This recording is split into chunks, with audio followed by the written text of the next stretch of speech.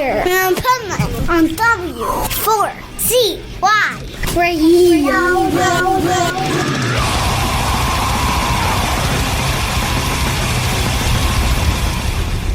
Wake up, America!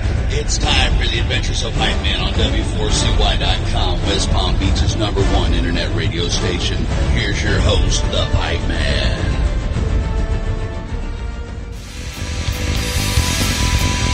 Thursday night, senior set, just had the gig in a flinchable edge. So many people I didn't know, I was just there for the show. Kick the head, and I to the back, and I didn't know what I was doing there. For the Lord, catch the kid! All my friends going down fast, 2 minute enemies can't kick ass. It's kicked in and I'm in the dirt.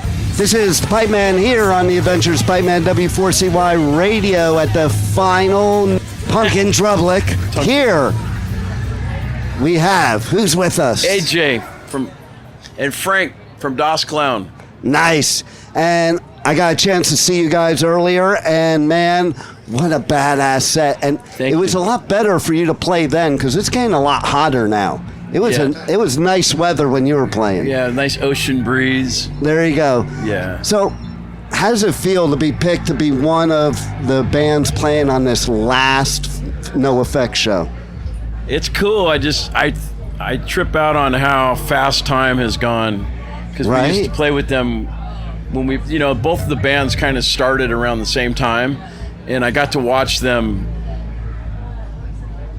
develop, and it's very it's unique, not many bands take off like that, and not many stick around like that either, or like you guys. And I'm really proud of what they've done, and it's really cool. Does it blow your mind like how quick all those years went by? Like for me, I'm like, holy shit, I blinked. I can't believe we're even talking about it.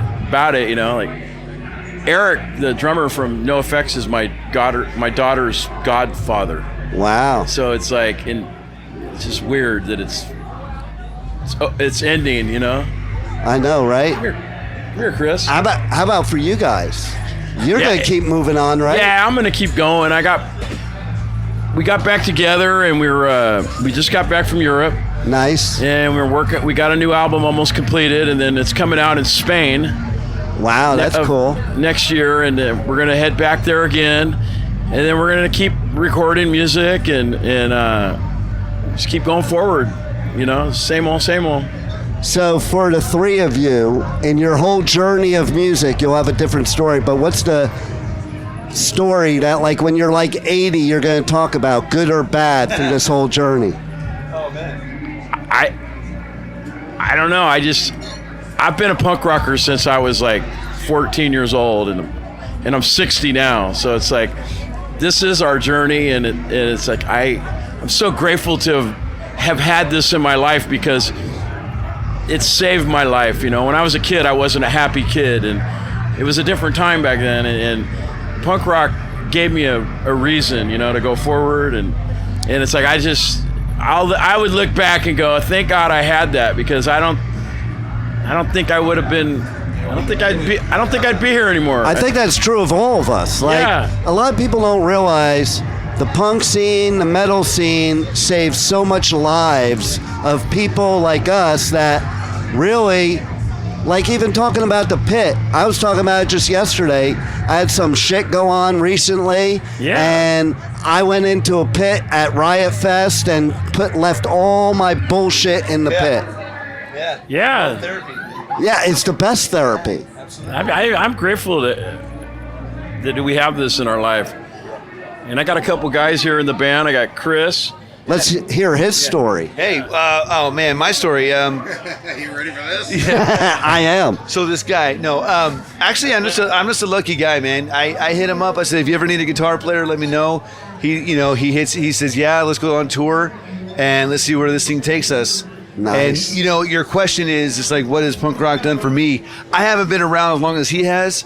But I love this music. One of the things I love about it, this, everybody here knows this, is the community. Yeah. And how we're really out for each other. Like we got each other's backs. And one of the best things, and Frank's not new, but he's newish to the band. And we just got back from tour, and it was just the coolest thing to wake up every day smelling like shit, right? Smelling the farts. That's what it is. And hanging out with your friends and giving people who may not have heard you a chance to hear you. Yeah. You know? You know what blows my mind? I was talking to somebody recently about this, that, when we were kids, you saw kids at the show. You didn't see people our age. Yeah. Now, you see people our age and the kids. That would have never happened in our time. That's what's fucking cool now. We just played at Doctor Strange a little bit ago, and some kid came up and sang the chorus with AJ. Wow. It was the baddest thing in the world. And the cool thing is, we're in Germany, right? And there's a lot of people that speak English, but they all knew the words to the songs. That's amazing. Yeah. How does that feel when you go to another country that can't even speak to you in English, but they can sing your whole song? Oh, you could just feel you can feel it. That's the joy of it all. That's that connection we have with the music, Yeah. And you know what else is cool? Little Frank's in the band, right? And his father is Frank Agnew. He played in 45 Grave and the Adolescents and all the bands when we were younger. Right. And his uncle is Rick Agnew. And Rick played in DOS Clown for a while. Nice. And now little Frank's playing with us, and it's just so cool because it's like keeping it in the family, And that is punk rock right there. It is, man. We're stoked. So I want to hear how you feel about that, like to be able to be part of this, To be like born into it, it's I know, pretty right? trippy, yeah. Because I was born in '86, so by that time, the Adolescents had already, been broken up and then reformed twice at that point. Yeah, so, it's just a trip to know that, just the family have been involved in it and helped, create it from the beginning in the 70s, and, to be able to, be in bands like the Adolescents and then DOS Clown. Now it's just, it's an honor and a trip. So since you're the youngest, I have a trivia question for you. You'll probably get it. It depends. What's that thing on your shirt? Oh, it's for us when you got 7-inch. And it's got the big hole and not the little hole. That's what she said. Yeah, exactly. I love it because how many kids today, too, might not even know what that is? They'll be walking around with a shirt like that, and they won't even know what that is. Like, he's old enough to know, but, He's seen it. He's been around it. And my dad, he gave me his old record collection when I was in high school. And which is the coolest record in that collection? Oh, jeez. Well, he had a couple. He had Runaways, Queens of Noise, which I'd never heard of. I didn't even know what that was. And then I just looked at that. I'm like, what is this? Put it on, was blown away. And then realized it was like Joan Jett and Lita Ford. Also, the first Faith No More album he had in there, the We Care a Lot. I had no idea. I'm like, what is, I know that one hit they got, but what's this? And that singer looks different. Oh, it was a different singer. But yeah, so probably those two, I think, stick out the most.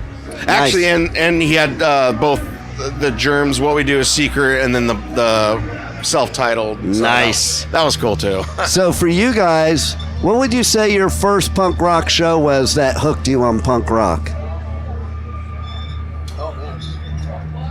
I was so lucky. I got to see bands like the Germs and the Dead Boys, and I would say the Dead Boys were a major impact. Seeing them live. Nice. I'll never forget that night, and getting to see Devo like in the 70s. And I just saw them at Punk Rock Bowling. Yeah. That was a trip. They're great. Interviewed them. I'm like, this is really weird. Like I'm interviewing Devo. Yeah. It's like kind of a trip. It's amazing. 25 and we're still watching Devo. I know, right? It's wild. Yeah. Makes me happy. Devo, and I saw Devo in 1979 with X. Wow. And X Los Angeles was just coming out like the next week or something. But like that bands, the Plugs, just some of those bands. Lords of the New Church was a big impact on me later. Dude, it's like a lot of it. Now you want to know what sucked for me?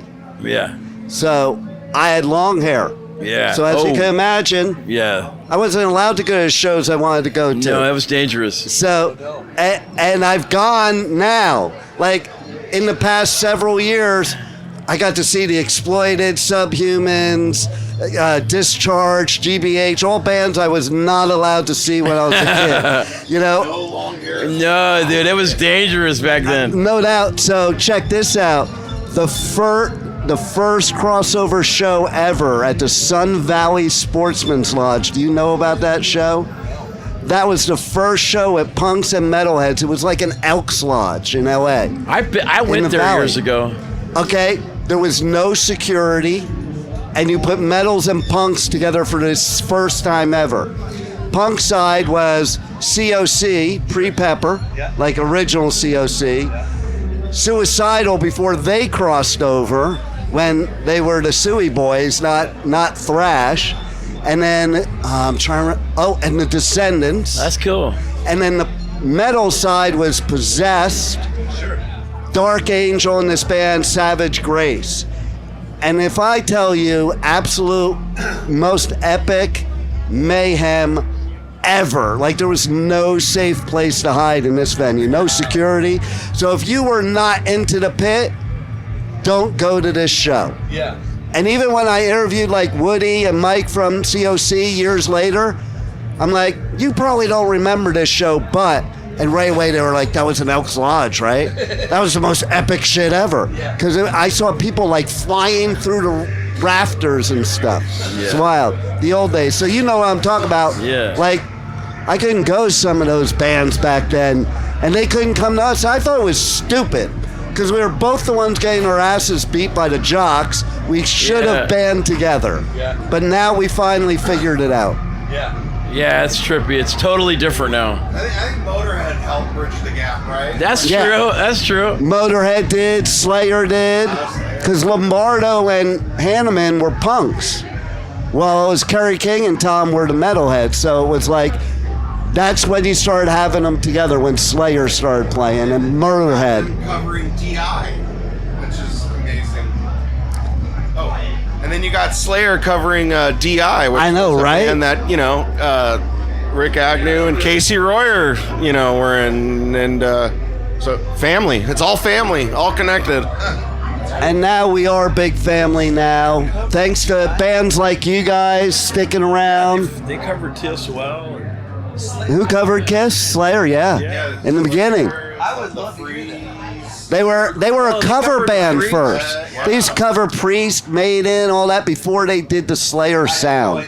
It's crazy. Wow. They did like a covers album where it's all like punk songs pretty much. Yeah, Kisswell, DI. Gun Slayer style? Yeah. Wow. Yeah, they do like Richard hung himself, but it's metal as fuck. Wow. And Hetfield of Metallica, his favorite band has always been Misfits. Yep. Always. Yeah. We just didn't figure out that we were supposed to be together yet. Same team. Yep. And now we are, and we have a festival like this and lots of other ones. And man, did you ever think you'd be playing this many years later? I didn't plan on being here. I honestly, now I'm like I'm 60. Yeah, I'm 57. I'll be 58 in a week. I didn't think I'd live to be 21. Me and my bro, we was go, doesn't matter, the world's gonna blow up in 1984 anyway, fuck it. That was really the attitude. It was like, you give a shit about nothing because the world wasn't gonna be here in a couple years. We didn't even think we'd make it to 30, much less 60, right? Now I wish I would have took a little bit better care of my hands and stuff like that. But it's all good. Here's the real question. So since NOFX is retiring, first of all, bullshit, probably not. Yeah, Slayer was retiring too, and they're playing at Motley Aftershock Crue. next week. Motley Crue. Yeah. Kiss. Yeah, they've been retiring for 20 years now. And now they're avatars. Now, my question is, who's going to do a show like this in the future? Well, guess what? Did you hear? I don't think it'll be the same, but Warped Tour is starting up again in 2025. I heard that. Go figure. That's awesome. I bet that's the timing of it. Oh, look, they're ending Punk and Drublic. Let's bring back Warped Tour. That's super smart. Right?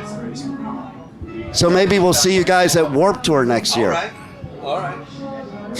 right? You want to play Warped Tour next year? Sure, why not? I'm down. Deal though, we're gonna have a shit ton of new music. I want to hear about the new music. Dude, okay, so we got 2 great songs right now. Dum Dum. 3 great songs right now. We have AI, which is a little bit metal. We have Dum Dum, which we played today, which is pretty punk rock. That was pretty cool. Yeah, and yeah, he gave us a demo. He's Frank Agnew Jr., so you know he's got a shit ton of music. So I would say probably, I mean, what's the plan? Keep on trucking, but like we're gonna go play some shows, write a song, get in the studio, record, go out and do some more, write a song, get in the studio and record. So like in a year. No, we're gonna do 2 albums this year. Yeah. We got the new one coming out, and then we're gonna have another one, Which is already being worked on. Yeah, we got the new album coming out, and then we're working on a new one. Yeah. You know what I love about that is my friend who's here today, Joe from the Vandals. One time we were having an interview, and he knew I wouldn't ask this question. He's like, "Don't ask me when the Vandals are coming out with new music. Who wants to hear a bunch of 50-year-olds writing punk rock?" But here you're doing it. I grew up with Joe. Me and David got into punk together, Quackenbush. Nice. I was just talking to him, and it's crazy how fast time's flown. I know, it's like you blink and here we are. Like, who knew? My mom dropped me and David off to see that Devo show in 1979. Wow. That's Crazy. amazing. And then, Back to the music, you got a 38-year-old writing music, 46-year-old, so close to 50. But yeah, Not quite 60 yet. and a 60-year-old, too. How about this? Oingo Boingo played at Westlake High when I was there in 9th grade in the gymnasium. Awesome. Nice. Like, that was fucking cool as hell. Yeah. Who knew Elfman would be who he is today? Playing in my gym. I remember when they played in a place like it was like in a tent in Long Beach at the college, and with Fear. It was Oingo Boingo and Fear. Wow. That's what we were called the Mystic Knights of Boingo Boingo before that. And before, what's his name? Oh, yeah, they were the Mystic Knights of Oingo Boingo before that. And it was, I think, Danny Elfman's brother started the band. It wasn't even Danny Elfman, it was his brother, yeah. Really? Richard Elfman, who also did that movie Forbidden Zone, which if you haven't seen, you gotta see Forbidden Zone. It's the only movie he ever did, and it's weird as all heck. And it's got Oingo Boingo in it. They do a number, and by that time, though, Danny Elfman is singing and in the band. But yeah, good stuff. Early Oingo Boingo rules. Well, late Oingo Boingo rules too, but some of that early stuff is pretty punk. You know, like it's pretty raw. Yeah. I love it.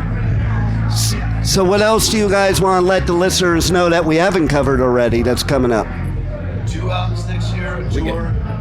We got shows coming up. We got 2 albums next year. One in Hemet, of all places, with Naked Aggression. Nice. That's in 2 weeks. We're going to be playing with the Freeze. Somebody was just talking about the Freeze. Slayer did a cover of one of their songs, and they're a cool band. They're from Massachusetts. They've been around since the early 80s, late 70s. Wow.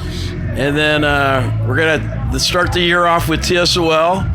Nice. At the Observatory, and we're just going to keep on going, man. I love it. I love that you're here for this final show, and we're all going to go out and watch the Subhumans. Hell yeah. Because that's going to be fucking killer. Yeah. And, man, this whole day's killer, but it started off great because you guys killed it out here. Thanks, Piper. I was glad I was here to see it, and thanks for being on the Adventures of Pipeman. Thanks for having us. Thank you for listening to the Adventures of Pipeman on W4CY Radio.